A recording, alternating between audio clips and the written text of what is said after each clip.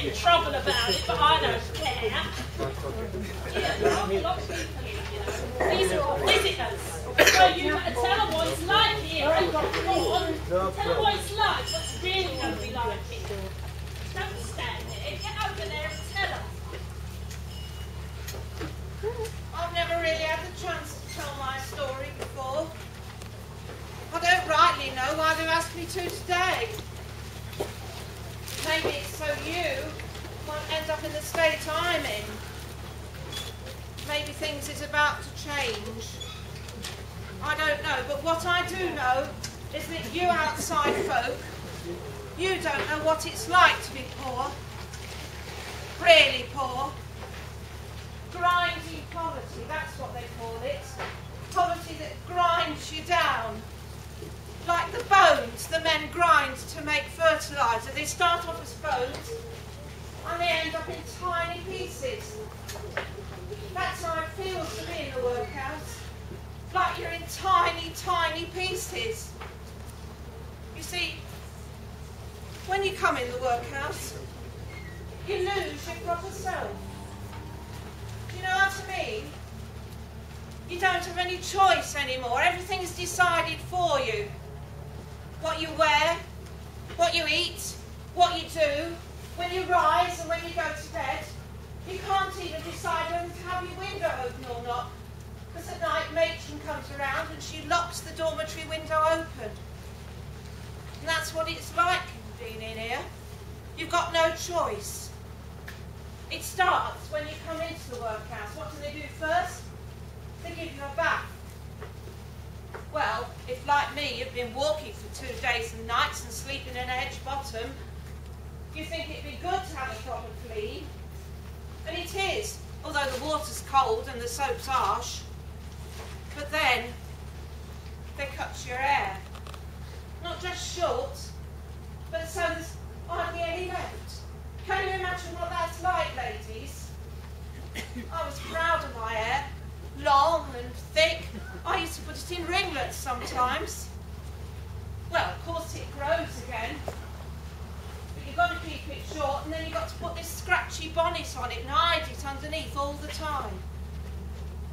And then what do? They take your clothes. Well, I've seen some of them come in here.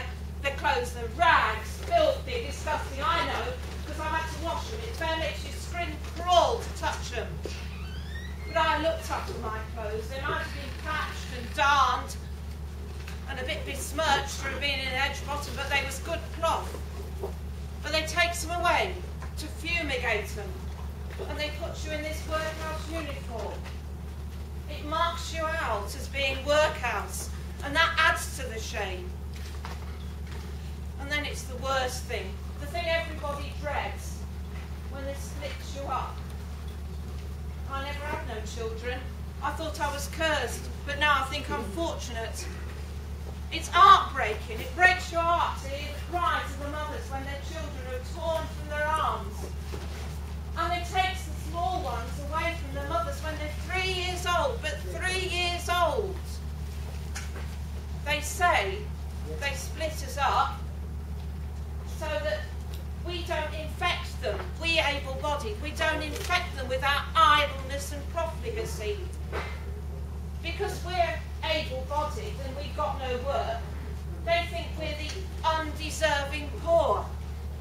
And they split husbands from wives. They make it as unpleasant as they can, so we'll be desperate to leave.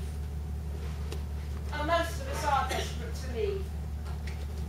But you listen to me to tell you why me and my George are in this workhouse, and you can decide for yourselves whether we're the undeserving poor.